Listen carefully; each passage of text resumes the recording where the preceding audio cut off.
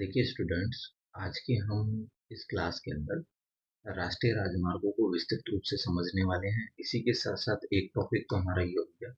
दूसरा हम रेल परिवहन को समझ लेंगे राजस्थान में। और तीसरे टॉपिक के रूप में हम जो हमारे वायुयान से संबंधित जितने भी हैं, ठीक है, जिसके अंदर हम हवाई अड्डे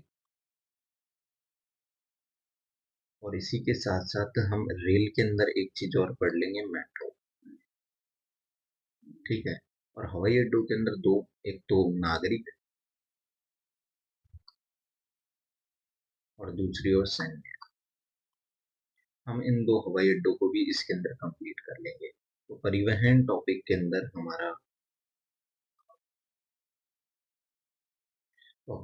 हमारे जो महत्वपूर्ण जो तीन सेगमेंट्स हैं वो इस प्रकार से हैं: रेल, वायु, ठीक है। और अब राष्ट्रीय राजमार्गों के, जब हम राजमार्गों की बात करें या सड़क परिवहन की बात करें, तो सड़क परिवहन को हम तीन भागों में बांट सकते हैं।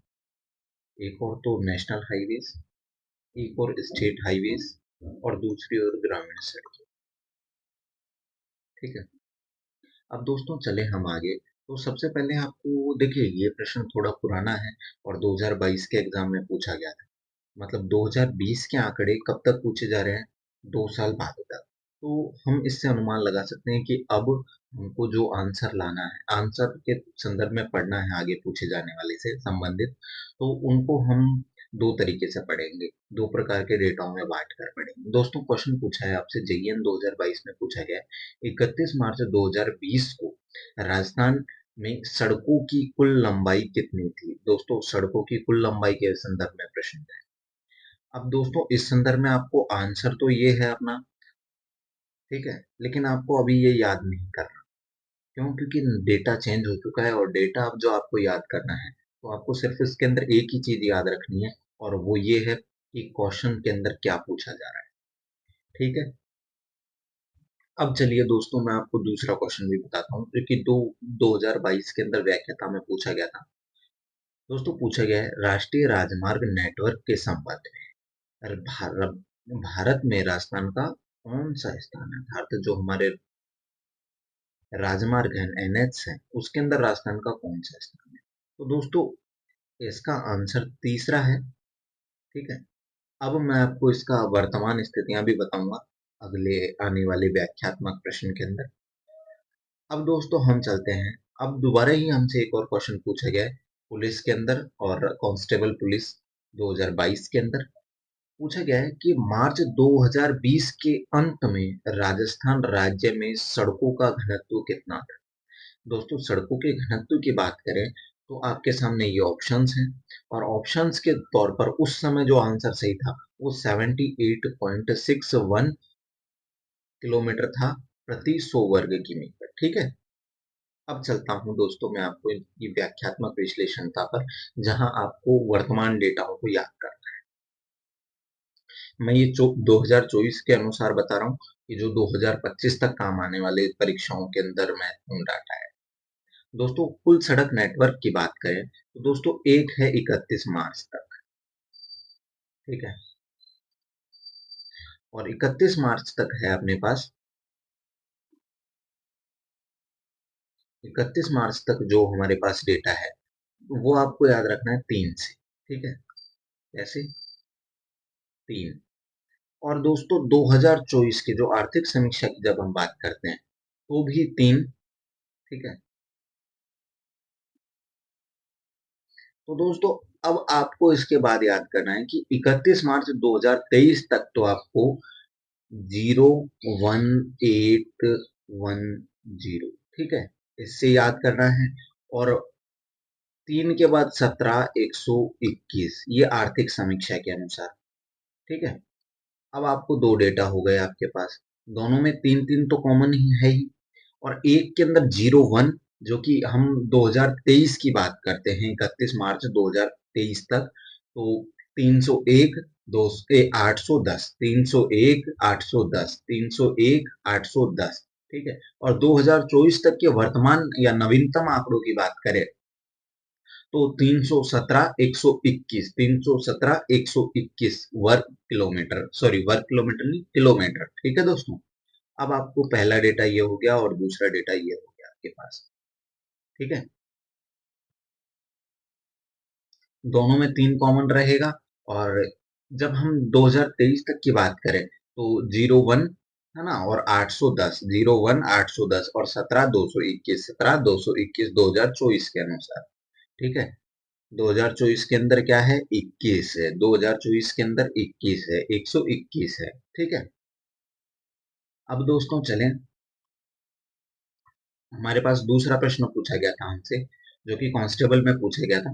दोस्तों सड़क घनत्व, सड़क घनत्व की जब हम बात करते हैं दोस्तों, तो सड़क घनत्व की जैसे ही हम बात करेंगे तो इसे हम किस में मापते हैं, प्रति 100 वर्ग किलोमीटर। ठीक है, तो 2023 की जब हम बात करते हैं दोस्तों, तो 2023 के अनुसार जो भी हमारा सड़क घनत्व है वो है हमारे पास 8.18 किलोमीटर। ठीक है, प्रति 100 वर्ग किमी पर। ठीक है, और 2024 के अनुसार बात करें, हमारी नवीनतम आर्थिक समीक्षा के अनुसार, तो वो हो गया है हमारा 92.66 छह किलोमीटर। ठीक है, तो दोस्तों आपको दोनों आंकड़े याद करने हैं।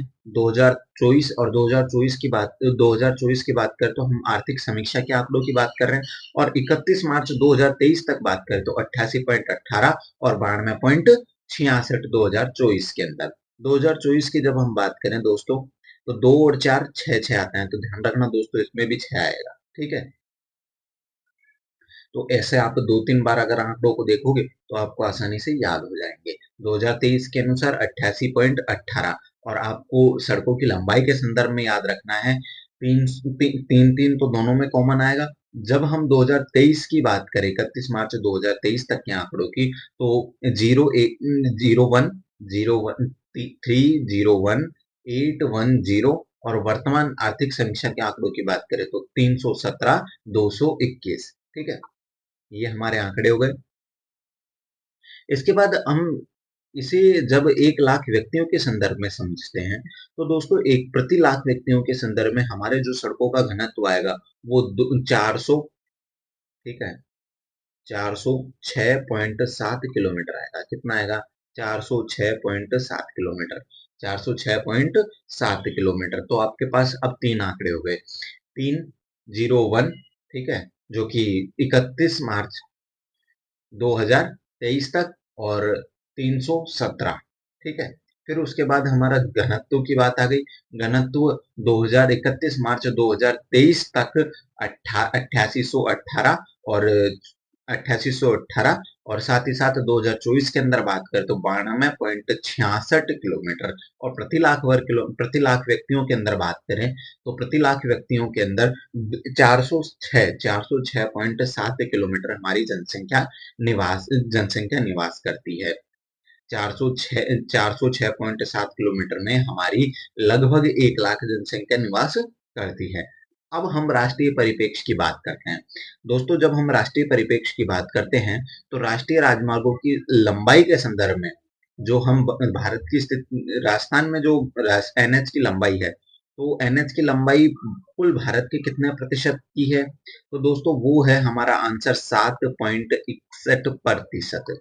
हमारे भारत के कुल जो जितने भी एनएच हैं उनका अगर प्रतिशत निकालें तो राजस्थान के अंदर कितना प्रतिशत है, 7.61% है। ठीक है, तो भारत के साथ साथ हमें चलना है विकास की गति में, तो आप उस तरीके से याद कर सकते हैं। और सड़क विकास की गति में सबसे महत्वपूर्ण कदम है, तो भारत के साथ साथ विकास की गति में राजस्थान को भी चलना है, तो 7.61% ऐसे याद कर सकते हैं। और एनएच के अनुसार जब हम बात करते हैं दोस्तों, तो एनएच के अनुसार जब हम बात करेंगे तो आपको पता है कि राजस्थान के अंदर तीसरा स्थान है, और पहले नंबर पर महाराष्ट्र हो गया हमारा, और दूसरे नंबर पर हमारे पास हो गया यूपी। ठीक है, ये हमारे दो आपको याद करने हैं, जिससे अपना आसानी से समझ सकें। अब दोस्तों ये पुराने आंकड़े हैं आर्थिक समीक्षा के, लेकिन आपको प्रश्नों की प्रकृति को ध्यान रखना है, जो कि जेईएन 2021 के अंदर पूछा गया। आर्थिक सर्वेक्षण 2020-21 के अनुसार 31 मार्च 2020 तक जो राजस्थान में राज्य मार्ग हैं उनकी कुल लंबाई कितनी है। तो क्या पूछा गया है दोस्तों, हमारे से पूछा गया है एस एच की कुल लंबाई। किसकी लंबाई? एस एच की कुल लंबाई। अब आइए दोस्तों चलते हैं एस एच की कुल लंबाई। दोस्तों इसका आंसर वैसे तो हमारे पास ये हो जाएगा, लेकिन यहाँ पर आंसर बताना मेरा उद्देश्य नहीं है, बल्कि इसके संदर्भ में जो महत्वपूर्ण फैक्ट्स हैं, जो हमारे लिए अभी वर्तमान में यूज आने वाले हैं, उनको संदर्भित करना और उनको समझना महत्वपूर्ण है। तो दोस्तों मैं ले चलता हूँ आपको, उससे पहले एक क्वेश्चन और समझ लीजिए आप, क्योंकि ये 2017 की आर्थिक समीक्षा से जुड़ा हुआ है। राजस्थान में राजमार्गों की कुल लंबाई, जो कि उद्योग प्रसार के अंदर आया था, जो अधिकारी का पेपर है 2018 के अंदर हुआ। तो दोस्तों इसका सही आंसर तो 8202 है, लेकिन यहाँ आंसर इसकी अब प्रासंगिकता नहीं है। तो दोस्तों मैं अब वर्तमान स्थितियों को आपके सामने प्रकट करने जा रहा हूँ, तैयार हो जाइए आप।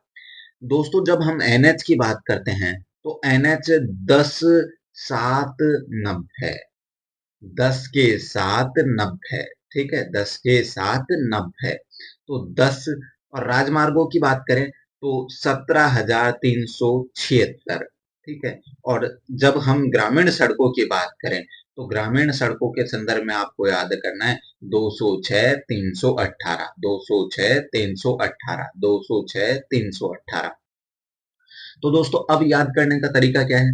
देखिए दोस्तों एनएच को आपको याद करना है 10 790, 10 790, क्योंकि एनएच हमेशा हमारे साथ देते हैं गांव से शहर तक, शहर से गांव तक।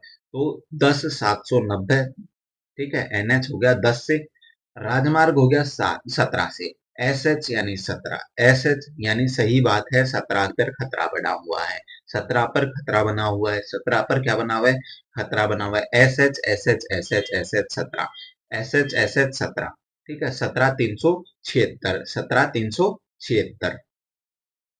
ग्रामीण सड़कें आपको याद रखनी है 206 से, 206 से, 206 से, ठीक है। फिर आप आपके पास ऑप्शन आएगा ही, तो आप लगभग सही स्थितियों तक पहुंच जाओगे एक दो बार पढ़ने के बाद। तो 10 790 हमारे एनएच की लंबाई है, और एसएच की 17,376, 17,376, 17,376, और 206 318 हमारे पास ग्रामीण सड़कों की जो लंबाई है वो है हमारे पास राजस्थान। अब दोस्तों आइए 2020 में कांस्टेबल में प्रश्न पूछा गया था, भू क्षेत्र में सबसे छोटे राजस्थान भू क्षेत्र में सबसे छोटा राष्ट्रीय राजमार्ग कौन सा है? तो दोस्तों अब हमसे सबसे छोटा राष्ट्रीय राजमार्ग पूछा गया है, तो ये 2020 का क्वेश्चन है। तो इसमें आंसर तो दोस्तों हमारा क्या क्या हो जाएगा? 71 बी, ठीक है। लेकिन यहाँ आंसर सही बताना मेरा उद्देश्य नहीं है, बल्कि इसके पीछे की जो कहानी है और आगे आने वाले इस प्रकार से किस किस प्रकार से क्वेश्चन आ सकते हैं, कितना घुमाया जा सकता है, उनको संदर्भित करना है और उनकी व्याख्या करनी है। तो आइए दोस्तों चलते हैं हम। उससे पहले आप एक क्वेश्चन और देख लीजिए, राजस्थान राज्य में किस राष्ट्रीय राजमार्ग की लंबाई सर्वाधिक है? तो दोस्तों इसका आंसर उस समय तो हो जाएगा हमारे पास NH15, लेकिन स्थितियां अब इसकी भी कुछ बदली है, तो आपको ये याद रखना ही है। इसके साथ साथ और भी व्याख्यात्मक तरीके से प्रश्नों को समझना है। तो आइए दोस्तों, अब मैं आपको कुछ महत्वपूर्ण NH हैं जो इन क्वेश्चनों से संबंधित थे, तो आइए मैं अब उनका आपको, दोस्तों सबसे पहले NH52 की बात करते हैं, जो कि सबसे लंबा है हमारे पास, सबसे लंबा NH है हमारे पास, NH52। NH52 की जब हम बात करें दोस्तों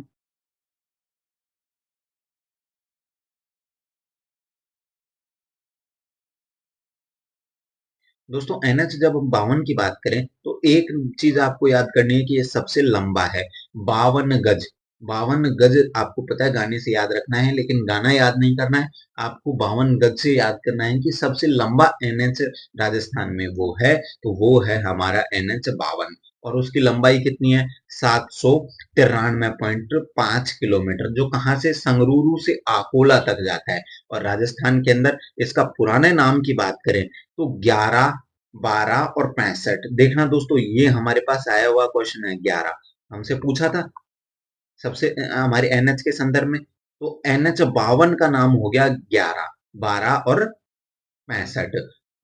अब नाम हो गया है NH52, 11 12 और 65 का नाम हो गया है NH52, 11 12 65 का नाम हो गया है अब क्या, 52। तो दोस्तों NH52 की जब हम बात करें तो पहले नंबर पर ये चूरू, फिर दूसरे नंबर पर ये सीकर जाता है, सीकर से ये आता है जयपुर, जयपुर से आता है टोंक, तीसरे नंबर चौथे नंबर पर टोंक के बाद दिया जाता है शाहपुरा पर, शाहपुरा से जाता है ये बूंदी, ठीक है, फिर जाता है कोटा, फिर जाता है ये झालावाड़, ठीक है। तो दोस्तों कैसे याद करेंगे, 52 चूरू से झाला, चूरू से झाला, चूरू से झाला, तो चूरू से झाला, 52 चूरू से झाला, चूरू से झाला, ठीक है। और इसका पूरा नाम 11/12/65, 793.5 किलोमीटर अकोला से संगरूर, ठीक है। चूरू, सीकर, जयपुर, टोंक, शाहपुरा, बूंदी, टोंक, बूंदी, कोटा, झालावाड़, ठीक है। तो चूरू से झाला, चूरू से झाला 52, चूरू से झाला 52। अब दोस्तों हमारे पास आ जाता है हमारा दूसरा एनएच। अब दोस्तों इसका ही मैं क्वेश्चन बताता हूँ कि 11 हमसे कहाँ पूछा गया था, अभी भी पूछ सकते हैं ये। देखिए दोस्तों, इसके अंदर नहीं पूछा गया, लेकिन अगले क्वेश्चन के अंदर हम मैं आपको विस्तृत रूप से और भी समझा दूं। देखिए दोस्तों, दूसरे एनएच से पूछा गया था, पहला तो स्किप कर दिया उन्होंने, तो लेकिन दूसरा पूछा गया, तो दूसरा, दूसरे के संदर्भ में हमसे पूछा गया कि दूसरा सबसे लंबा एनएच कौन सा है। तो दोस्तों आपको याद रखना है कि ये देखो 11 ऑप्शन में आया था, ठीक है, ये रहा 11, एनएच 11, ठीक है। 11 और इसका 15 पूरा नाम, पुराना नाम है इसका, क्या नाम है इसका, पुराना नाम क्या है, 11-15, और अभी वर्तमान में एनएच 11 हो चुका है, जो नीम का थाना, झुंझुनू, सीकर, चूरू, ठीक है, बीकानेर, फलोदी और जैसलमेर तक जाने वाला है।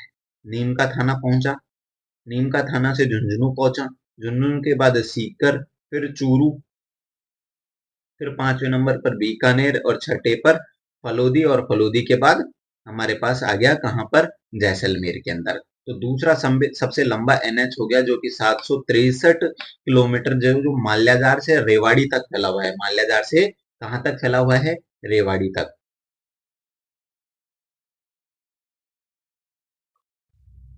अब दोस्तों मैं ले चलता हूँ आपको एक और दूसरा एनएच भी हमने पढ़ लिया। दूसरे पहले एनएच के संदर्भ में आपको याद रखना है एनएच 52, एनएच 52 चूरू से झालावाड़ तक जाता है, चूरू से झालावाड़ तक जाता है। दूसरा संगरूर से आकोला के तौर पर। दूसरा सबसे लंबा हाईवे बात करें तो एनएच 11 है, इसका पूरा नाम 11 और 15 है। नीम का थाना से हमारे पास जैसलमेर तक, वास्तव में ये माल्याजार से रेवाड़ी तक जाता है, माल्याजार से रेवाड़ी तक जाता है। अब दोस्तों सबसे छोटा एनएच की बात करें तो हमारे पास सबसे छोटा एनएच है 919। कौन सा है, 919। तो ये केवल अलवर में फैला हुआ है, कहां पर फैला हुआ है, अलवर के अंदर। और अलवर के अंदर कितना किलोमीटर, 5 किलोमीटर पर फैला हुआ है मात्र। दूसरा सबसे छोटा एनएच की बात करें तो एनएच 148 बी, 148 बी, कौन सा, एनएच 148 बी, कोटपुतली से हरियाणा, कोटपुतली की जो कोटपुतली से हरियाणा तक फैला हुआ है। इसकी सीमा पर लगभग 20 किलोमीटर के आसपास इसकी लंबाई राजस्थान में दिखाई देती है। तो दूसरा सबसे छोटा एनएच की बात करें तो 919, 919। दूसरा सबसे छोटा एनएच की बात करें तो 148 बी, 148 बी, ठीक है, 148 बी। अब दोस्तों सबसे व्यस्ततम की बात करें तो सबसे व्यस्ततम दो हाईवे हैं हमारे पास, NH 48 और NH 58। तो दोस्तों 148 आपको याद रखना है कि दूसरा, 148 भी आपको याद रखना है कि दूसरा सबसे छोटा नेशनल हाईवे है। अब दोस्तों मैं आपको बता देता हूं NH 48 की बात, ये हम NH 48 की बात करेंगे। NH 48 खयाथल तिजारा, कोटपुतली बहरोड, जयपुर ग्रामीण की बात नहीं करनी है, ठीक है। दूदू, दूदू भी हटा दिया, तो इसलिए ये जयपुर के अंदर ही आ जाएंगे। अजमेर, ब्यावर, भीलवाड़ा, चित्तौड़, उदयपुर और डूंगरपुर, ठीक है दोस्तों। तो हमारे पास ये आंसर हो गया हमारा इसका। NH 48 हमारे पास जाता है कोटपुतली, जयपुर, ऐसा सीधा समझ सकते हैं कि जयपुर से डूंगरपुर तक, जयपुर से डूंगरपुर तक, जयपुर से डूंगरपुर के बीच में अजमेर, ब्यावर, भीलवाड़ा, चित्तौड़, उदयपुर, ठीक है, और डूंगरपुर, ठीक है। अब इसके बाद हम सबसे व्यस्ततम नेशनल हाईवे की बात करें दोस्तों, ये NH 48 है ना, इसके ऊपर ही हमारा SMS हॉस्पिटल स्थित है, ट्रोमा सेंटर, जिसे हम चलती फिरती सेवाओं चिकित्सा सेवाओं के रूप में जानते हैं। एनएच 58 की बात करें दोस्तों, तो चूरू, सीकर, डीडवाना, कुचामन, नागौर, अजमेर, ब्यावर, राजसमंद और उदयपुर के संदर्भ में हम इसको पढ़ सकते हैं दूसरे व्यस्ततम एनएच को। 48 और 58 दोनों सबसे व्यस्ततम हाईवे है, लेकिन 148 भी सबसे छोटा दूसरा नेशनल हाईवे है। और पहले की बात करें हम, तो हमारे पास 919, ठीक है, जो कि अलवर के अंदर है। ये मैं आपको दिखा चुका हूं। अब दोस्तों, राजस्थान का सबसे व्यस्ततम राजमार्ग कौन सा है, ये भी हमारे किसी एग्जाम के अंदर आया है, आरएसएसएमबी के। और दोस्तों, सबसे व्यस्ततम नेशनल हाईवे की बात करें तो एनएच 8 की बात करेंगे। आपको पता है एनएच 8 की जब हम बात करते हैं तो वर्तमान में इसका नाम हो गया है एनएच 58, ठीक है। क्या हो गया है? एनएच 58। एनएच 58 की जब हम बात करते हैं दोस्तों, एनएच 58 इसका वर्तमान नाम है। एनएच 58 की बात करें तो इसका पूर्व में नाम था एनएच 8, एनएच 65, एनएच 89, ठीक है। ये हमारे इसके पूर्ववर्ती नाम है। तो हमें वर्तमान के संदर्भ में जो याद रखना है इसके अंदर, वो है एनएच 58। एनएच 58 सबसे व्यस्ततम राजमार्गों में से एक है। और अब आपको पता है एक चीज, कि इसी राजमार्ग पर पुष्कर झील स्थित है। क्या स्थित है? पुष्कर झील। तो दोस्तों, चूरू, सीकर, डीडवाना, नागौर, अजमेर, ब्यावर, राजसमंद और उदयपुर, तो ये हमारा एनएच 58 था दोस्तों। बहुत सरल तरीके से समझ में आ चुका है ये। अब दोस्तों, एनएच 62 को भी एक बार पढ़ लीजिए, ये भी बहुत सरल है। एनएच 62 की बात करें तो इसका पुराना नाम एनएच 14, 15 और 89, ठीक है, उससे ही जुड़ा हुआ है दोस्तों। तो ये राजमार्ग है हमारा श्री गंगानगर, हनुमानगढ़, बीकानेर, नागौर, जोधपुर, पाली, ठीक है। और आपको पता है जो बीकानेर की कोलायत झील है और पाली का जो रोहट क्षेत्र है ना दोस्तों, औद्योगिक क्षेत्र रोहट, वो भी इसी के अंदर शामिल किया गया है, इसी राजमार्ग के अंदर आता है। और एनएच 62 की बात करते हैं जब, तो ये डीएमआईसी सेक्टर 2 का क्या है, एक हिस्सा है, या इसके अंदर ये क्षेत्र भी आता है। तो दोस्तों, एनएच 62 को भी आप याद कर चुके हैं। मैंने दोनों को इस वजह से साथ दे दिया दोस्तों, क्योंकि देखोगे आप इसके अंदर तो दोनों लगभग पास की स्थितियों पर है। तो पास की स्थितियों के कारण मैंने दोनों को याद करने में आसानी हो जाए। हालांकि इससे संबंधित क्वेश्चन आगे भी आने वाला है। अब एनएच 68 की भी बात कर लेते हैं दोस्तों, जो पूर्व में एनएच 15 के नाम से जाना जाता था, ठीक है, एनएच 62 और एनएच 68। तो दोस्तों, ये जैसलमेर, बाड़मेर और सांचौर के अंदर फैला हुआ है। कहाँ कहाँ? जैसलमेर, बाड़मेर और सांचौर के अंदर, ठीक है। एनएच 68, एनएच 68 के संदर्भ में जैसलमेर, जैसलमेर, बाड़मेर, बाड़मेर से सांचौर। अब इसकी एक विशेषता है दोस्तों, ये मरुद्यान, हमारा राष्ट्रीय मरुद्यान है, उसके पास से निकलता है। तो ये हमारा हो गया एनएच 68। अब दोस्तों, आपको उससे उसी प्रकार आपको एक और याद रखना है, वो है कोलायत झील। कोलायत झील के संदर्भ में आपको 62 याद रखना है। कोलायत कॉल कियागा 62 नंबर पर कॉल करेंगे, 62 नंबर पर कॉल करेंगे, 62 नंबर पर। अब दोस्तों, चलते हैं एनएच 68। एनएच 68 की जैसे ही हम बात करते हैं तो आपको मरु उद्यान याद करना है। 6 से 8 मरु उद्यान, 6 से 8 मरु उद्यान के अंदर अपन आराम से बैठेंगे, तो ऐसे याद कर सकते हैं आप। एक एनएच 56 भी आप याद कर लीजिए, जो दोस्तों प्रतापगढ़ और बांसवाड़ा के अंदर, चित्तौड़गढ़, प्रतापगढ़ और बांसवाड़ा के अंदर स्थित है। तो और प्रतापगढ़ की जो हम बात करते हैं, एनएच 56 के किनारे ही स्थित है प्रतापगढ़, हमारा जो नया जिला है। अब दोस्तों, एनएच 52 की भी, एनएच 21 की भी बात कर लो। एनएच 21 का पूर्व नाम जब हम बात करते हैं तो एनएच 11 है। एनएच 11 जयपुर, दौसा, गंगापुर सिटी और भरतपुर के राजमार्ग को हम एनएच 21 के नाम से जानते हैं, और पहले जानते थे एनएच 11 के नाम से। एनएच 21 पहले 11 रुपए का प्रसाद चढ़ा है, फिर 21 का चढ़ा है, तो 11 से 21 पहुंचे हमारे नवीनतम जो नाम है उसका वो। और ये कहाँ से कहाँ तक जाता है? एनएच 21 जयपुर, दौसा, गंगापुर सिटी और भरतपुर के अंदर जाता है। दोस्तों, जो आप घाट की गुणे की सुरंग की बात करते हैं तो वो एनएच 21 का ही हिस्सा है। और केवलादेव जो राष्ट्रीय उद्यान है वो भी हमारा एनएच 21 का ही एक हिस्सा है, या उसके मार्ग में पड़ता है। अब दोस्तों, एनएच 71 बी की जब हम बात करते हैं दोस्तों, तो इसका पूर्ण नाम 919 919 क्या था, इसका नया नाम है जो 919 है, और पूरा नाम 71B, जो कि हमसे क्वेश्चन पूछा गया था। ठीक है, तो दोस्तों ये अलवर से हरियाणा तक जाता है, और ये राजस्थान के अंदर सबसे छोटा राजमार्ग है, जो कि कितने किलोमीटर में फैला हुआ है, हमारे पास 5 किलोमीटर के अंदर फैला हुआ है। दोस्तों हमको पता है नेशनल हाईवे डेवलपमेंट प्रोजेक्ट 1999 में शुरू हुआ, और क्यों हुआ, देश भर के अंदर राजमार्गों की प्रगति को और अधिक तेज गति प्रदान करना। अब दोस्तों चलते हैं हम अब क्वेश्चनों की तरफ, जिससे आपको एक मेंटेलिटी सेट हो जाए कि किस प्रकार से क्वेश्चन पूछे जा रहे हैं। दोस्तों जब हम बात करते हैं राष्ट्रीय राजमार्ग 44 की, तो राष्ट्रीय राजमार्ग 44 की जैसे ही हम बात करते हैं दोस्तों, तो आपको एक चीज याद करना है कि इसके संदर्भ में एक क्वेश्चन पूछा है कि राजस्थान के किस जिले से होकर गुजरता है। दोस्तों पहला ऑप्शन है दौसा, धौलपुर, करौली, सवाई माधोपुर। तो दोस्तों आपको पता है NH 44 के संदर्भ में एक बार पूरा विश्लेषण कर लेते हैं, या आप ऑप्शन पढ़ सकते हैं, दौसा, धौलपुर, करौली, सवाई माधोपुर। हालांकि मेरा आंसर बताना यहाँ उद्देश्य नहीं है, धौलपुर के संदर्भ में यहाँ पर सही होगा कि धौलपुर से होकर यहाँ नहीं जाता। तो NH 44 की बात करते हैं दोस्तों, तो आपको पता है कि ये देश का सबसे लंबा NH 44 देश का सबसे लंबा नेशनल हाईवे है, और आपको पता है कि ये राजस्थान के अंदर सबसे छोटा है, और ये केवल धौलपुर से होकर गुजरता है। किससे होकर गुजरता है, धौलपुर से, वो भी कितना किलोमीटर, 5 किलोमीटर। और ये आपको एक चीज और याद करनी है, उत्तर दक्षिणी कॉरिडोर का हिस्सा भी है। ठीक है, NH 44। अब चलते हैं दोस्तों हमारे दूसरे प्रश्न पर।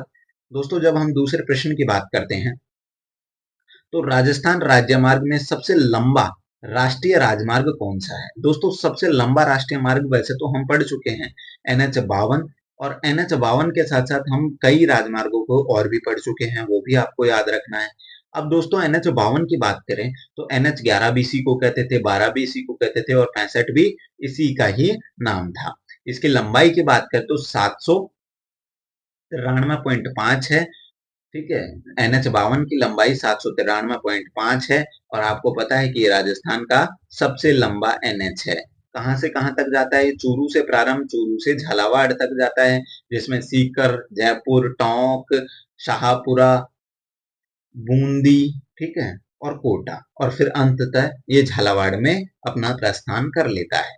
तो ठीक है दोस्तों, अब चलते हैं दिल्ली, जयपुर, चित्तौड़गढ़, जो हमारा राष्ट्रीय राजमार्ग है, उसका नया नंबर क्या है। तो नया नंबर पूछ लिया दोस्तों, और आप सबको पता है वो, ये हम इसको पहले ही पढ़ चुके हैं, NH 48। NH 48 की जब हम बात करें, तो दोस्तों इसको पूर्व नाम कई थे, जैसे NH 8, NH 79, 79A, 76। ठीक है, आप ऐसे याद कर सकते हैं दोस्तों, NH 48 को अब 8 कहेंगे, फिर 9, फिर 9, फिर 6। ठीक है, फिर साथ साथ लगाते रहना है आपको। तो चलते हैं दोस्तों, अब इसकी बात करें कि ये कहां से कहां तक फैला हुआ है।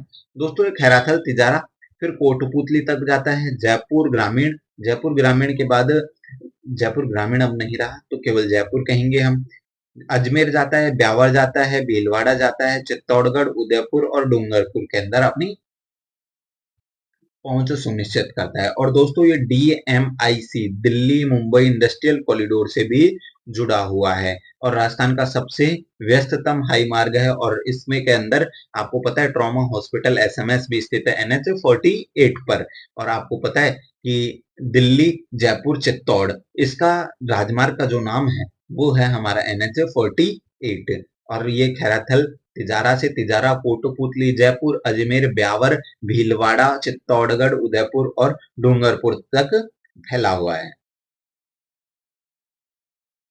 दोस्तों अब हमारे पास 12वां क्वेश्चन आ जाता है हमारा राजमार्गों से संबंधित। तो NH 8 की बात कर रहा है हमसे। NH 8 की जब हम बात करते हैं कि NH 8 पर कौन स्थित नहीं है भैया, तो NH 8 पर आपको पता है क्या, जयपुर है, बिल्कुल है, अजमेर है, बिल्कुल ब्यावर है, लेकिन पाली नहीं है। पाली नहीं है दोस्तों। मेरा यहाँ सही आंसर बताने का उद्देश्य नहीं है, बल्कि मुझे इसकी व्याख्या करने का उद्देश्य मेरा यहाँ ज्यादा है। दोस्तों हम NH 58 की बात करते हैं दोस्तों, तो इसका पुराना नाम था दोस्तों NH 8, 65 और 89। ठीक है, चूरू, आपको पता है कि हम कई बार पढ़ भी चुके हैं NH 58 को। NH 58 की बात करें तो चूरू, सीकर, डीडवाना, नागौर, अजमेर, ब्यावर, राजसमंद और उदयपुर तक फैला हुआ है और पुष्कर झील NH 58 पर ही स्थित है दोस्तों। NH 58 के संदर्भ में आपको याद करना है कि इसका पुराना नाम NH 8, 65 और 89 था। 8, 65 और 89 था। अब हम बात करें दोस्तों चूरू, सीकर और डीडवाना। तो चूरू, सीकर, डीडवाना, नागौर, अजमेर, ब्यावर, राजसमंद और उदयपुर इसी मार्ग पर स्थित हैं। अब दोस्तों हम ये दो हमारे पटवारी के एग्जाम के अंदर आया हुआ था दोस्तों। 13वां क्वेश्चन है, वह राजस्थान का वह राष्ट्रीय राजमार्ग जो केवल एक ही जिले में सीमित है। तो आपको पता है दोस्तों इसका नाम वर्तमान में चेंज हो चुका है और वर्तमान में चेंज होने से पहले इसका नाम क्या था? 79A। तो दोस्तों एक सेकंड दोस्तों, ये कुछ एक ही जिले के अंदर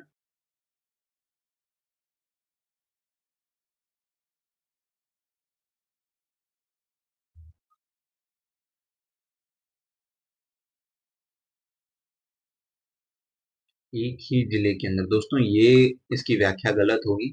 जो एक ही जिले के अंदर स्थित है वो हमारा सबसे छोटा राजमार्ग जो कि अलवर के अंदर स्थित है, मैं आपको बता देता हूँ। ये रहा दोस्तों 71B। 71B 5 किलोमीटर लंबा है और मैं आपको इसका आंसर करेक्ट कर देता हूँ।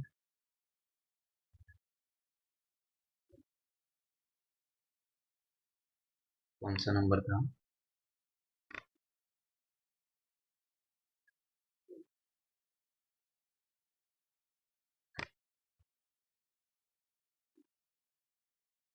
NH 71B।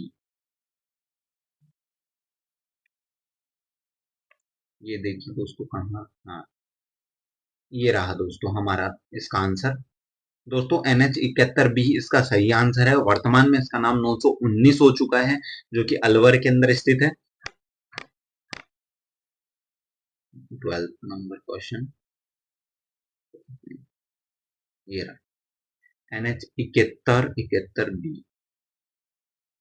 दोस्तों इसका आंसर होगा 71B। ठीक है, ये थोड़ा मिसप्रिंट हो चुका है।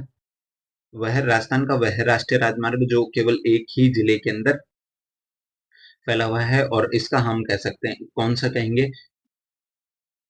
919 वर्तमान नाम है इसका। ठीक है,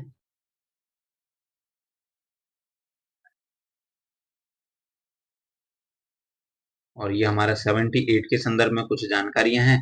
तो इसका नाम पहले हो गया NH 8, NH 79, 79 और 76 है दोस्तों। ये खैराथल, तिजारा, कोटपुतली, ग्रामीण, जयपुर ग्रामीण, जयपुर ग्रामीण अब नहीं आएगा, जयपुर ही आएगा केवल। अजमेर, ब्यावर, भीलवाड़ा और डूंगरपुर तक फैला हुआ है। NH 76 का नया नंबर क्या है दोस्तों? तो NH 76 का जो नया नंबर है वो दोस्तों हमारे पास 27 आएगा। 27 NH 27 की बात करें तो आपको पता है ये सिर से लेकर 12 तक फैला हुआ है। सिरोही से लेकर 12 तक फैला हुआ है। सिरोही से 12 के अंदर सिरोही के बाद जाएंगे उदयपुर, उदयपुर के बाद जाएंगे चित्तौड़, चित्तौड़ के बाद जाएंगे भीलवाड़ा, भीलवाड़ा के बाद जाएंगे बूंदी, बूंदी के बाद जाएंगे कोटा। ठीक है दोस्तों, अब चलते हैं दोस्तों NH 27 की बात करें तो हैंगिंग ब्रिज इसके अंदर है। सांवरिया सेठ का मंदिर यहाँ पर है और पूर्वी और पूर्वी और पश्चिमी कॉरिडोर का ये हिस्सा है NH 27। NH 27 पूर्वी और पश्चिमी कॉरिडोर का क्या है? हिस्सा है दोस्तों। अब ले चलता हूं मैं आपको दोस्तों हमारे 15वें क्वेश्चन पर जो कि लाइब्रेरियन के अंदर आया हुआ था 2016 के अंदर। राजस्थान का कौन सा राष्ट्रीय राजमार्ग स्वर्णिम चतुर्भुज योजना और पूर्वी पश्चिमी कॉरिडोर दोनों का हिस्सा है? तो दोस्तों इसका आंसर आएगा 76। लेकिन हमें इनकी व्याख्या की ज्यादा जरूरत है तो मैंने व्याख्या नीचे कर रखी है एक, क्योंकि ये सभी एक सीक्वेंस वाले प्रश्न थे। अब दोस्तों चलते हैं हम, कौन सा निम्न में से कौन सा नगर पूर्वी पश्चिमी कॉरिडोर को नहीं पूर्वी पश्चिमी कॉरिडोर से नहीं जुड़ता है? तो दोस्तों उसका आंसर हो जाएगा जयपुर। जयपुर ही है जो कि पूर्वी पश्चिमी कॉरिडोर से अपना संबंध नहीं रखता है। दोस्तों NH 27 की बात करें तो NH 27 जिस जिस राजमार्ग पर गुजरते हैं वही हमारे पूर्वी पश्चिमी कॉरिडोर में शामिल होंगे, जिसके अंदर सिरोही, उदयपुर, चित्तौड़, भीलवाड़ा, बूंदी, कोटा, बारा। सबसे पहले सिरोही पर, फिर जाएंगे उदयपुर पर, फिर जाएंगे चित्तौड़ पर, चित्तौड़ के बाद भीलवाड़ा पर, भीलवाड़ा के बाद बूंदी पर, बूंदी के बाद कोटा पर, और फिर अंततः बारा, बारा से फिर बाहर निकल जाएंगे। अब आइए दोस्तों, पूर्वी पूर्वी पश्चिमी गलियारा किस जिले से होकर नहीं गुजरता है? पूर्वी पश्चिमी गलियारा किस जिले से होकर नहीं गुजरता है? तो दोस्तों आपको पता है कि इसका आंसर झालावाड़ होगा, क्योंकि हम NH 27 को पहले ही पढ़ चुके हैं। NH 27 की जब हम बात करते हैं तो ये NH 27 राज्य के आबू रोड, पिंडवाड़ा, गोगुंदा, शाहबाद आदि क्षेत्रों से गुजरता है, लेकिन झालावाड़ से नहीं गुजरता है दोस्तों। अब दोस्तों, उत्तरी दक्षिणी गलियारा राजस्थान के किस जिले से गुजरता है? उत्तरी दक्षिणी गलियारा, तो आपको याद रखना है कि हमारा एक ही जिले से गुजरता है, और वो है धौलपुर। धौलपुर की जब हम बात करते हैं दोस्तों, तो देश का सबसे लंबा NH हाईवे NH 44 से राजस्थान से गुजरता है, केवल धौलपुर से, और ये देश का सबसे लंबा नेशनल हाईवे है, जबकि राजस्थान से एक ही जिले के अंदर गुजरता है, और ये उत्तरी दक्षिणी कॉरिडोर का क्या है? हिस्सा है। अब आइए दोस्तों, स्वर्णिम चतुर्भुज योजना आपको याद रखना है किससे संबंधित है? पर्यटन से नहीं, खनन से नहीं, ये है राष्ट्रीय राजमार्ग से। राष्ट्रीय राजमार्गों के विकास से संबंधित है। स्वर्णिम चतुर्भुज योजना एक महत्वाकांक्षी परियोजना है जो राजमार्गों के विकास के लिए, जो कि प्रमुख 4 महानगर हैं, जिसके अंदर दिल्ली, मुंबई, चेन्नई, कोलकाता को आपस में सड़कों से जोड़ती है। NH 48 की बात करें दोस्तों, तो NH 48 को भी इस संदर्भ में हम पढ़ सकते हैं, जो राजस्थान के अंदर महत्वपूर्ण एक सड़क में से एक है। अब आइए दोस्तों, जो हमारा एक क्वेश्चन हमने छोड़ा था व्याख्या के लिए, वो अब हम यहाँ व्याख्या करेंगे। सांगरिया, सांचोर, साथलपुर ग्रीनफील्ड एक्सप्रेसवे नहीं गुजरता है। कौन कौन से जिलों से नहीं गुजरता है? अब आप एक बार व्याख्या पढ़ लीजिए।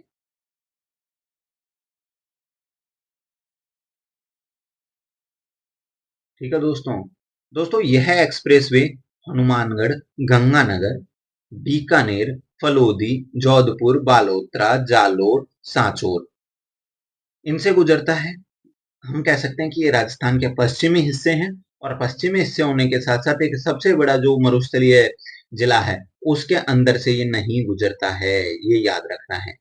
NH 148 148N इससे संबंध रखता, एक इससे संबंधित दूसरा एक राजमार्ग है, और NH 754 के, जो कि हम इसको, जो सांगोरिया वाला क्षेत्र है, इसको हम इस नाम से जान सकते हैं, 754 के।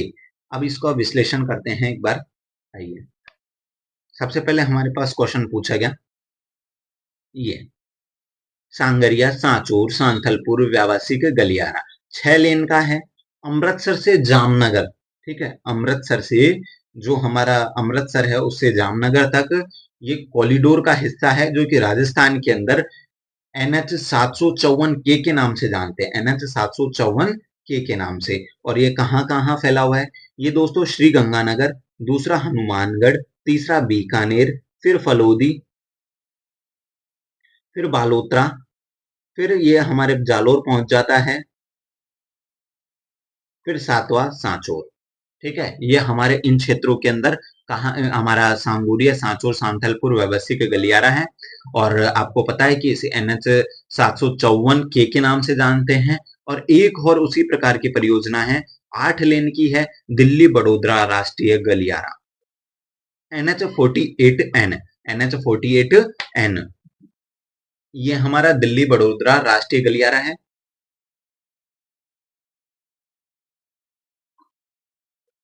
और ये आपको पता है किस किस से जुड़ा हुआ है? ये डीग भरतपुर, अलवर, दौसा, सवाई माधोपुर, बूंदी, कोटा और झालावाड़, तो ये हमारा इस क्षेत्र का हिस्सा है। अब दोस्तों मैं आपको ले चलता हूं उस क्वेश्चन पर। कहाँ गया हमारा? हाँ, ये आपको अब याद हो ही गया कि इसका आंसर क्या होगा? जैसलमेर। ठीक है दोस्तों, अब हम व्याख्यात्मक रूप से और आगे बढ़ते हैं। राजस्थान ग्रामीण गौरव पथ योजना, तो राजस्थान ग्रामीण गौरव पथ योजना 2014 से 15 के बीच में प्रारंभ हुई और इसका उद्देश्य ग्रामीण क्षेत्रों में सड़क सुविधाओं को बढ़ाना और कंक्रीट से निर्मित सड़क बनाना। स्वर्णिम चतुर्भुज योजना। स्वर्णिम चतुर्भुज योजना की जब हम बात करते हैं दोस्तों, तो स्वर्णिम चतुर्भुज योजना की जब हम बात करेंगे तो आपको पता है ये एक ही परियोजना एक चीज से जुड़ी हुई है, और वो है कौन सी? वो है हमारे राष्ट्रीय राजमार्गों के विकास से, जो कि हमारी प्रमुख जो देश की राजधानियां हैं उनको आपस में सड़क मार्ग द्वारा जोड़ना। भारतमाला परियोजना के संदर्भ में आप जानते ही हैं, क्या ये समुद्री सुरक्षा से जुड़ी हुई है? नहीं। ये आदिवासी विकास से जुड़ी हुई है, महिला सशक्तिकरण से जुड़ी हुई? नहीं। ये दोस्तों परिवहन से जुड़ी हुई एक सेवा है जो सीमावर्ती क्षेत्रों के अंदर सड़क निर्माण का कार्य करती है। मुख्यमंत्री ग्रामीण सड़क योजना, ये भी सब क्वेश्चन आए हुए हैं दोस्तों। तो मुख्यमंत्री आपको सड़क योजना का याद रखना है कि मुख्यमंत्री 5 बजे तक काम करते हैं। मुख्यमंत्री 5 बजे तक काम करते हैं, तो मुख्यमंत्री सड़क 5 बजे तक बनती है, सड़क 5 बजे तक बनती है। तो आपको इससे याद रखना है कि मुख्यमंत्री सड़क योजना 2005 के अंदर आई। राजस्थान रोड विजन 2025 के अंदर अंतर्गत निम्नलिखित कार्यों को सम्मिलित किया गया है। धार्मिक व पर्यटक कार्यों को जोड़ना, सिंचाई करना? नहीं।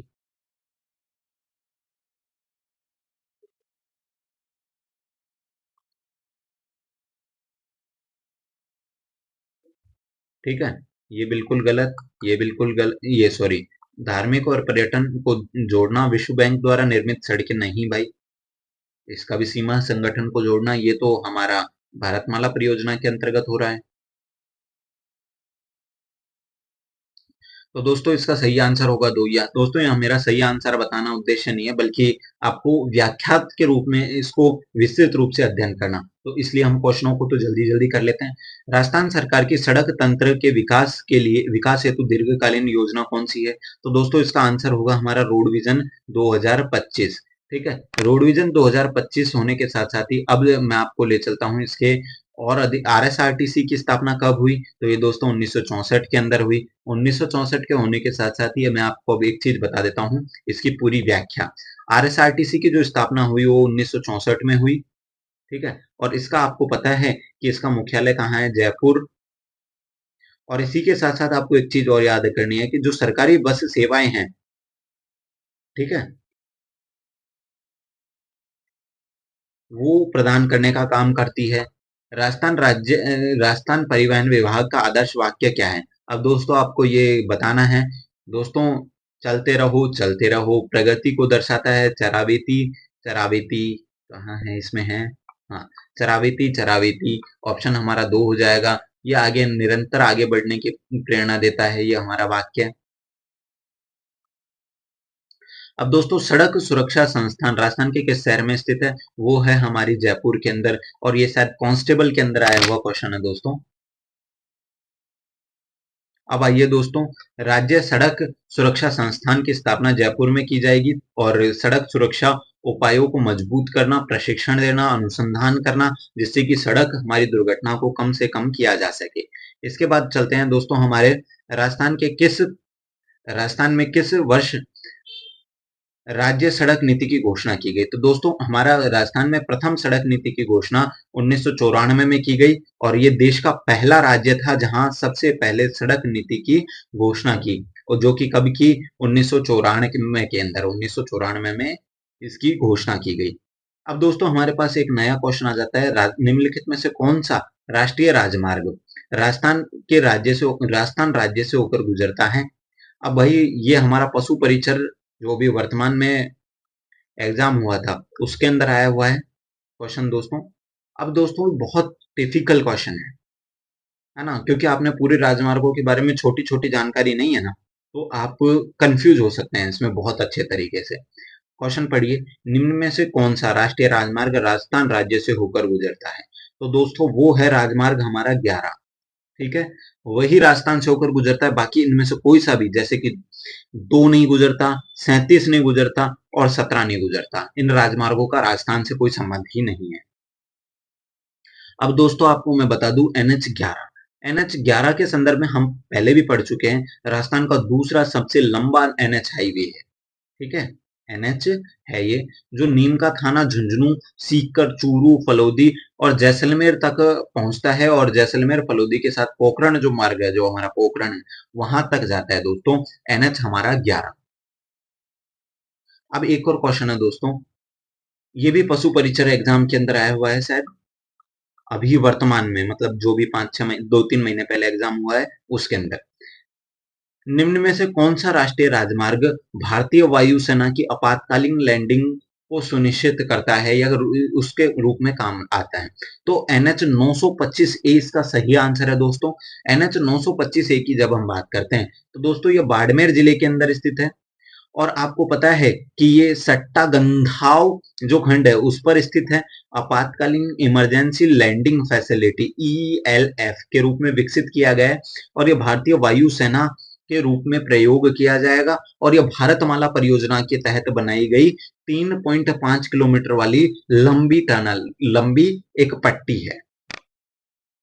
अब दोस्तों सबसे महत्वपूर्ण संस्थाओं की बात कर लेते हैं। दोस्तों एक रेडकोर संस्था है राजस्थान के अंदर, जो कि हमारे सड़क निर्माण के लिए महत्वपूर्ण है। इसकी स्थापना हुई दोस्तों हमारी अक्टूबर 2004 के अंदर। ये भी दोस्तों एक आरएसएसएमबी का एग्जाम था, उसके अंदर क्वेश्चन आरएसएसएमबी द्वारा पूछा गया था। और दोस्तों आपको पता है कि इसके अंदर हिस्सेदारी आईएलएफएस की है और राजस्थान सरकार की है, और वो कितनी है? 50-50। अब दोस्तों मेगा हाईवे का निर्माण करना आपको पता है कि इसका उद्देश्य है। अब चेतक परियोजना भी है एक दोस्तों हमारे यहाँ, दो जो सामरिक क्षेत्र से, जो जैसलमेर और बाड़मेर, इसके साथ साथ जो सीमावर्ती क्षेत्र है उसके द्वारा सड़क निर्माण की जाती है, और इसका उद्देश्य इस कौन निर्मित करता है? बीएसएफ। मुख्यमंत्री सड़क योजना के संदर्भ में आपको याद करना है 7 अक्टूबर 2005 सड़क कितने बजे तक बनती है? 5 बजे तक। ग्रामीण गौरव पथ 2004 से 5 के बीच में। ठीक है दोस्तों, वहां ऊपर थोड़ी गलती हो गई थी, वहां पर लिखा हुआ थोड़ा गलत था, तो लेकिन 2004 और 5 इसका आंसर सही है। एक बार मैं फिर भी आपको कंफर्म करके बता देता हूँ।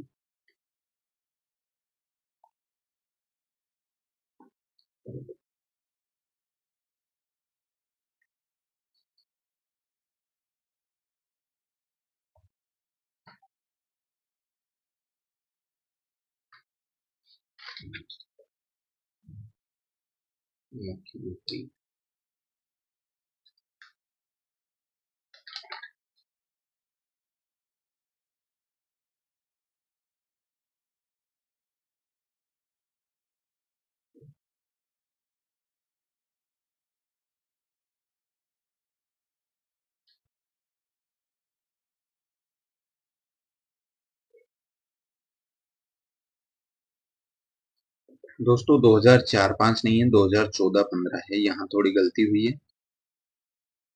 2014-15 इसका सही आंसर है, ऊपर वाला हमारा सही था।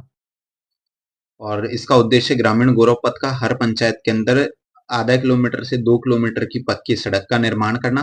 प्रधानमंत्री ग्राम सड़क योजना की बात करें तो दोस्तों ये 25 दिसंबर 2000 से प्रारंभ हुई है, और भारतमाला परियोजना की शुरुआत की जब हम बात करते हैं तो 31 जुलाई 2015 को। ठीक है, राजस्थान की सड़क और सड़क सड़क नीति की जब हम बात करते हैं दोस्तों, तो राजस्थान की पहली सड़क नीति की घोषणा 1994 में की गई, जो कि देश के अंदर पहली थी। और सड़क नीति 2002 में और 2013 के अंदर भी घोषित की गई है। और आपको पता है कि हमारी जो सड़क नीति है वो बीओटी मॉडल पर आधारित है। पहले बनाओ, ऑपरेट करो और उसे ट्रांसफर कर दो। और GLF, grant loans and finance के तौर पर भी इसे हम शामिल कर सकते हैं। रोड विजन 2025 जो कि 2000 के अंदर लागू हुआ, और 15 वर्षों के अंदर सभी गांवों को जोड़ना, और अंतिम 10 वर्षों के अंदर एक्सप्रेसवे और फ्लाईओवर का निर्माण करना। अब दोस्तों इसके बाद चलते हैं हम परिवहन सेवाओं की ओर। परिवहन सेवाओं के रूप में हम पढ़ सकते हैं एक आरएसआरटीसी को, जिसकी स्थापना 1 अक्टूबर 1964 को हुई, और ये हजारों बार क्वेश्चन पूछा जा चुका है। राज्य की जो प्रथम राजकीय बस सेवा थी वो दोस्तों टोंक से स्टार्ट होती है, और वो कब हुई? 1952 के अंदर। 1952 के अंदर टोंक से प्रारंभ होती है राजस्थान की ग्रामीण राजकीय सॉरी ग्रामीण नहीं दोस्तों, राजकीय बस सेवा टोंक से 1952 में। और ग्रामीण की जब हम बात करते हैं, राजस्थान ग्रामीण बस सेवा, तो वो दोस्तों हुई 14 दिसंबर 2012 के अंदर उदयपुर से। कब? उदयपुर से 14 दिसंबर 2012 के अंदर। और राजस्थान लोक परिवहन की स्थापना 2015 से राजस्थान राज्य लोक परिवहन की सड़क सुरक्षा के लिए जो प्रयास किए गए, हम उनके संदर्भ में भी पढ़ लेते हैं। परिवहन एवं सड़क सुरक्षा विभाग, जो इसका नाम, इसकी स्थापना तो वैसे तो 2007 में कर दी गई, लेकिन इसका वर्तमान नाम है वो 2021 के अंदर कर दिया गया। राज्य सड़क सुरक्षा नीति 21 मार्च 2017 दोस्तों कब जारी की गई? 21 मार्च 2017। राज्य सड़क सुरक्षा नीति 21 मार्च 2017। सड़क पर खतरा रहता है 2017 ऐसे याद कर सकते हैं। इंटीग्रेटेड रोड एक्सीडेंट डेटाबेस, दोस्तों सड़क दुर्घटनाओं को विश्लेषण और उनके अच्छे से नीति निर्माण करना, जिससे सड़क दुर्घटनाओं को कम किया जा सके, तो उसके लिए RIAD की स्थापना की गई, जो कि 2021 के अंदर स्थापित की गई। राज्य सड़क सुरक्षा प्रकोष्ठ की बात करते हैं दोस्तों, तो सड़क सुरक्षा प्रकोष्ठ 29 जून 2016 को स्थापित किया गया। कब किया गया? 29 जून 2016 को। और आपको पता है 2015 से दोनों सवारियों के लिए हेलमेट को अनिवार्य कर दिया गया। वर्ल्ड रिमेम्बरेंस डे नवंबर के हर माह में तीसरे रविवार को मनाया जाता है राज्य सड़क सुरक्षा दिवस के रूप में। ठीक है, वर्ल्ड रिमेम्बर्स डे नवंबर माह के अंदर जो तीसरा रविवार है उसमें मनाया जाता है world remembers day. Remembers day किससे संबंधित है? सड़क सुरक्षा से संबंधित है दोस्तों। इलेक्ट्रिकल वाहन नीति 2022 के अंदर, और आपको पता है कब से लागू हुई? 1 सितंबर 2022 से। कितने वर्षों के लिए? 5 वर्षों के लिए। कितने वर्षों के लिए? इलेक्ट्रॉनिक वाहन नीति 2022 जो कि 5 वर्षों के लिए लागू होगी। 1 सितंबर 2022 से लागू है। इसका लक्ष्य 15% दोपहिया वाहनों को इलेक्ट्रिक व्हीकल में बदलना, 30% तिपहिया वाहनों को और चौपहिया वाहनों को 5% के रूप में। तो अब दोस्तों हमारे पास हमारा नेक्स्ट टॉपिक आ जाता है रेल परिवहन। रेल परिवहन की जब हम बात करेंगे दोस्तों, तो ये इनसे ज्यादा क्वेश्चन तो नहीं पूछे गए, लेकिन फिर भी हम इनको विश्लेषण रूप में पढ़ सकते हैं दोस्तों। ये भी RSSM द्वारा पूछा गया था। अब दोस्तों हम रेल मार्ग की बात करें, तो राज्य का प्रथम रेल मार्ग किस वर्ष खोला गया? दोस्तों आपको पता है कब खोला गया? 1874 के अंदर खोला गया। रेल मार्ग किस वर्ष खोला गया? राज्य का प्रथम राजस्थान में प्रथम रेल मार्ग किस वर्ष खोला गया? 1974 के अंदर। आपको पता है 1974 के अंदर आगरा फोर्ट से बांदीकुई तक पहली ट्रेन चलाई गई। निम्न में से कौन सा रेलवे सुविधाओं से नहीं जुड़ा हुआ है? तो दोस्तों बांसवाड़ा, और दूसरा हम इसमें प्रतापगढ़ को भी शामिल कर सकते हैं। दोस्तों मेरा यहाँ आंसर बताना नहीं बल्कि इनकी व्याख्या करवाना है, तो मैं आपको व्याख्या आगे आने वाले क्वेश्चन में करवाऊंगा, जिसके अंदर ये सभी हो जाएंगे। इस वजह से हम जल्दी चल रहे हैं। उत्तर पश्चिमी रेलवे मंडल का मुख्यालय कहाँ है? तो दोस्तों उत्तर पश्चिमी रेलवे मंडल का मुख्यालय है जयपुर के अंदर, आपको पता है। और एक हमारा मध्य रेलवे के अंदर आता है कोटा।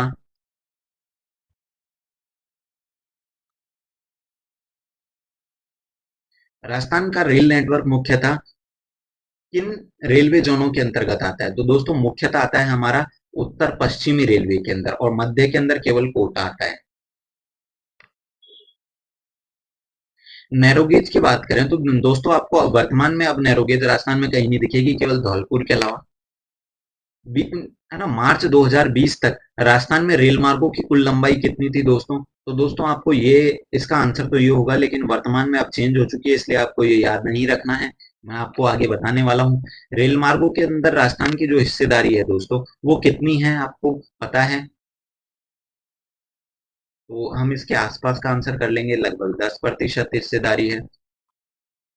राजस्थान की पहली रेल बस सेवा कहाँ पर शुरू हुई? तो दोस्तों इसका आंसर होगा रेल बस। बस की बात करें तो दोस्तों मेड़ता। और आपको पता है राजकीय बस सेवा, ठीक है, वो टोंक से प्रारंभ होती है दोस्तों, 1952 से ही। राज्य की पहली वंदे भारत एक्सप्रेस, तो आपको पता है ये किस स्टेशन के बीच चली? अजमेर से कोटा, दिल्ली कैंट तक ये वंदे भारत एक्सप्रेस ट्रेन चली है भाई। मुनाबाबाद से होकर पाकिस्तान, मुनाबाबाद से खोखरा पार, दोस्तों, और वो है थार एक्सप्रेस। ठीक है। Palace on wheel luxury train है दोस्तों, जो कि 26 जनवरी 1982 को प्रारंभ हुई थी। कब हुई थी? 26 जनवरी 1982 से। जयपुर मेट्रो कब प्रारंभ होती है दोस्तों? आपको पता है 2015 से। मेट्रो नेटवर्क वाला राजस्थान का एकमात्र शहर कौन सा है भाई? वो है हमारा जयपुर, और जयपुर के अंदर मानसरोवर, मानसरोवर से चांदपोल, चांदपोल से बड़ी चौपड़। जयपुर मेट्रो को वित्त पोषण का काम जो किया गया वो था हमारा एशियन विकास बैंक द्वारा, एडीबी द्वारा। मेट्रो, जयपुर मेट्रो भारत की कौन सी रेल प्रणाली है? तो दोस्तों ये छठी रेल प्रणाली है। अब आते हैं दोस्तों, कुल मिला के कहने की बात है कि भारत में इससे पहले 6 सिटियों के अंदर मेट्रो बन चुकी है। अब आइए दोस्तों, मैं आपको ले चलता हूँ राजस्थान में रेलवे की शुरुआत कब से होती है। दोस्तों, राजस्थान में रेल सेवा की शुरुआत 1874 से होती है, और वो कहां से कहां तक होती है? आगरा फोर्ट से बांदी कुई तक चलती है दोस्तों। अब दोस्तों, रेल मार्ग रहित जो जिले हैं, जो कि हमने हमारे पास ऑप्शन में आया था, वो था बांसवाड़ा और प्रतापगढ़। रेल मार्ग अभी निर्माणाधीन है, बनी नहीं है। रेलवे का संगठन की बात करें तो रेलवे के अंदर कुल 18 जोन है, जिसमें 73 मंडल या डिवीजन के रूप में है। अब राजस्थान के अंदर 2 मंडल कार्यरत हैं, जिसके अंदर उत्तरी पश्चिमी और मध्य पश्चिमी मध्य रेलवे। तो दोस्तों, आपको पता है कि उत्तर पश्चिमी रेलवे में जयपुर आ जाता है, और मध्य रेलवे, पश्चिमी मध्य रेलवे के अंदर जबलपुर, जबलपुर के अंदर शामिल होगा हमारा कोटा।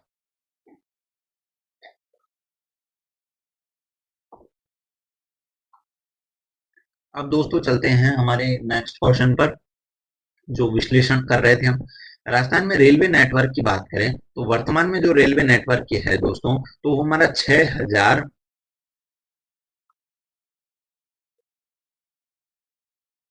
ठीक है, 6049, ठीक है। ये हमारा, या हम इसे कह सकते हैं कि दोस्तों 6050 -1, ऐसे याद कर सकते हैं। 60 50, 60 50, 60 50, ठीक है। ऐसे याद कर सकते हैं, 60 50, 60 50 किलोमीटर हमारी रेलवे फैली हुई है, लेकिन आपको याद रखना है कि एक कम करना है। दोस्तों, भारत के कुल रेलवे नेटवर्क का ये 8.88% है। कितना प्रतिशत है? और नैरोगेज आपको एकमात्र क्षेत्र पे दिखाई देगी, जो जिला है वो हमारा धौलपुर।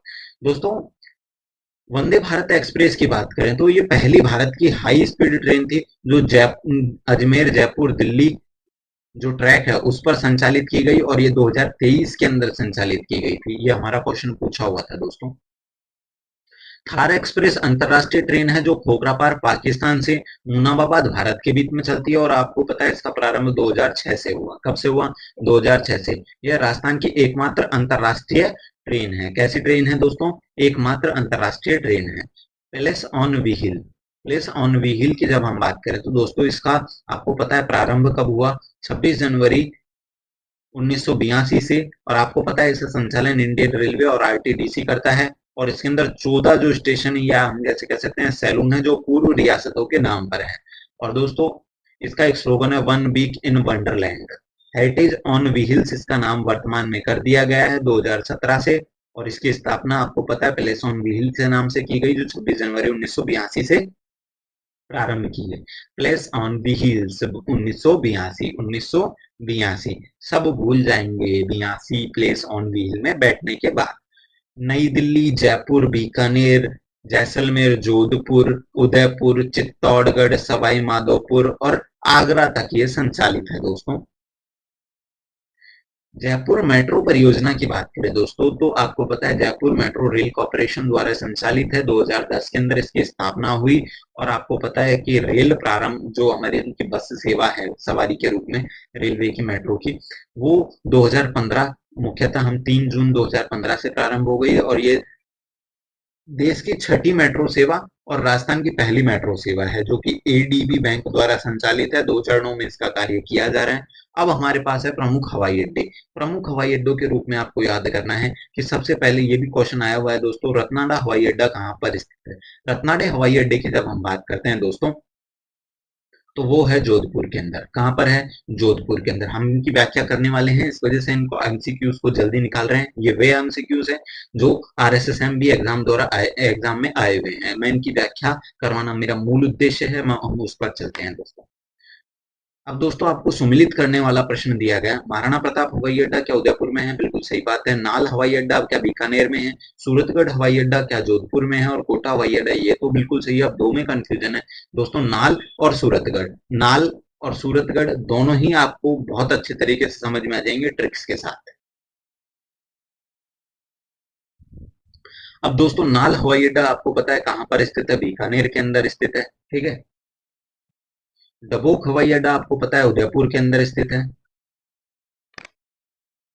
उत्तर तलाई एयरपोर्ट की जब हम बात करते हैं तो दोस्तों उत्तर तलाई बाड़मेर के अंदर स्थित है। कहाँ पर? उत्तर तलाई सिविलियन एयरपोर्ट, वो कहाँ है? हमारा बाड़मेर के अंदर स्थित है। निम्नलिखित में से कौन सा हवाई अड्डा AAI airport authority of India के द्वारा संचालित नहीं है? दोस्तों तो आपको पता है कौन सा संचालित नहीं है? जोधपुर। डबोक हमारा उदयपुर में, किशनगढ़ हमारा क्या बोलते हैं अजमेर के पास में, और जयपुर के अंदर सांगानेर हवाई अड्डा। तो जोधपुर वायुसेना द्वारा संचालित सांगानेर हवाई अड्डे को अंतरराष्ट्रीय दर्जा कब प्राप्त हुआ? सांगानेर हवाई अड्डे को अंतरराष्ट्रीय दर्जा कब दिया गया? तो दोस्तों 2006 के अंदर दिया गया, ठीक है। कहा गया? 2006 के अंदर अंतरराष्ट्रीय दर्जा दिया गया। और आपको एक अतिरिक्त जानकारी, जयपुर का सांगानेर एयरपोर्ट राजस्थान का पहला अंतर्राष्ट्रीय हवाई अड्डा है जो 2005 के अंदर इसे दिया गया। डबोक हवाई अड्डे को अंतर्राष्ट्रीय प्रक्रिया में डबोक हवाई अड्डे को अंतर्राष्ट्रीय हवाई अड्डे के रूप में दर्जा देने की मांग चल रही है। कोटा एयरपोर्ट की बात करें तो ग्रीनफील्ड एयरपोर्ट है दोस्तों। कोटा एयरपोर्ट है ना हमारा, जो ग्रीनफील्ड एयरपोर्ट के रूप में विकसित किया जा रहा है। किशनगढ़ एयरपोर्ट अथॉरिटी द्वारा संचालित है। और आपको पता है सूरतगढ़ हुआ, हमारा नाल हुआ, उत्तर तलाई, रतनाड़ा, फलोदी, जैसलमेर, दोस्तों ये हमारे वायु सेना द्वारा संचालित हैं दोस्तों। अब दोस्तों हम बात करते हैं सांगानेर, प्रमुख जो हमारे पेपर में आ सकते हैं दोस्तों। सांगानेर जयपुर के अंदर देश का पहला और वो राजस्थान का पहला और देश का 14वां अंतरराष्ट्रीय हवाई अड्डा है। उदयपुर का जो डबोक हवाई अड्डा है उसे अंतरराष्ट्रीय प्रक्रिया में अंतरराष्ट्रीय हवाई अड्डे के रूप में शामिल करने की प्रक्रिया में शामिल किया जा चुका है, हालांकि अभी तक शामिल नहीं हुआ है। कोटा हवाई अड्डा ग्रीनफील्ड एयरपोर्ट है। कोटा के अंदर आपको याद रखना है ये पेड़ पौधे ज्यादा है तो इसलिए वो एयरपोर्ट पे हम ग्रीनफील्ड एयरपोर्ट बना रहे हैं। नाल हवाई अड्डा आपको पता है, नाम लिया बीकानेर का, नाम लिया बीकानेरी नमकीन का, उससे याद कर सकते हैं। और आपको पता है कि ये नाल नाल आपको पता है कि अंदर ही बनाई जाती है। तो नाल के संदर्भ में आपको ये पता रखना है कि ये पहला भूमिगत एयरपोर्ट है नाल, बीकानेर के अंदर। और सैन्य हवाई अड्डों में जोधपुर, जैसलमेर, फलोदी, सूरतगढ़ और उत्तर तलाई आप याद कर ही सकते हैं। अब दोस्तों हम इनकी व्याख्याएं करते हैं। सांगानेर हवाई अड्डे की जब हम बात करते हैं तो सांगानेर हवाई अड्डा जयपुर में है और ये अंतरराष्ट्रीय प्रकार का हवाई अड्डा है। और राजस्थान का पहला अंतरराष्ट्रीय हवाई अड्डा, इसे 2005 के अंदर शामिल किया गया और उसकी डेट थी 29 दिसंबर। और इसका संचालन कौन करता है? एयरपोर्ट अथॉरिटी ऑफ इंडिया करती है। महाराणा प्रताप हवाई अड्डा आपको पता है कहाँ पर है? वो है हमारा उदयपुर के अंदर। डबोक हवाई अड्डे के रूप में जानते हैं, डबोक हवाई अड्डे के रूप में भी इसे जानते हैं। इंटरनेशनल बनाने की प्रक्रिया में काम किया जा रहा है, हालांकि ये अभी वर्तमान में घरेलू है और इसका भी संचालन एयरपोर्ट अथॉरिटी ऑफ इंडिया करती है। कोटा हवाई अड्डे की बात करें तो अब वर्तमान में ये घरेलू प्रकृति का है और ये अभी संचालित नहीं किया जा रहा है, मतलब अभी सक्रिय नहीं है और इसका भी संचालन एयरपोर्ट अथॉरिटी ऑफ इंडिया ही करती है। किशनगढ़ हवाई अड्डे की जब हम बात करते हैं दोस्तों तो किशनगढ़ हवाई अड्डा भी घरेलू प्रकृति का है और एयरपोर्ट अथॉरिटी ऑफ इंडिया इसका संचालन करती है, हालांकि प्रशिक्षण के लिए महत्वपूर्ण हवाई अड्डों में से एक है।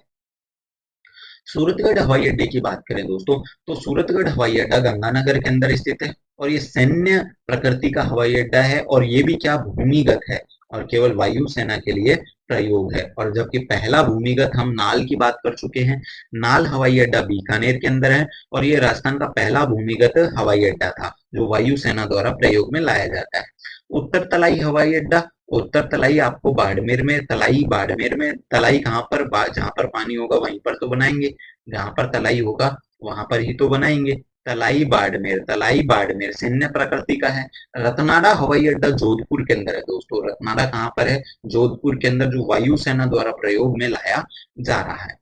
फलोदी जोधपुर के अंदर पे भी एक हवाई अड्डा है जो कि सैन्य प्रयोग के लिए है। जैसलमेर के अंदर भी एक हवाई अड्डा है जो भी सैन्य प्रयोग के लिए है। तो दोस्तों, मैंने आपको सब परिवहन से संबंधित सभी टॉपिकों को विस्तृत रूप से समझा दिया है, जहां सड़क,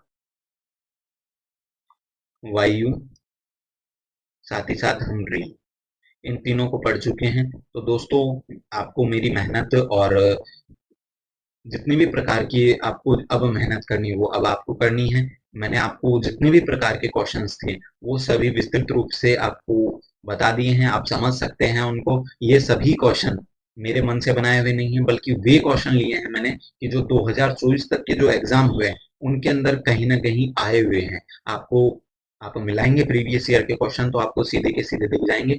मैंने व्याख्या नवीनतम जो हमारी आर्थिक समीक्षा है उसका सहारा लेकर की है। तो दोस्तों, आपको कोई दिक्कत आएगी ही नहीं इस क्वेश्चंस के करने में और समझने में, और इनकी व्याख्याओं को एक दो बार आपने वीडियो देख लिया तो कंप्लीट हो जाएगा दोस्तों आपका ये।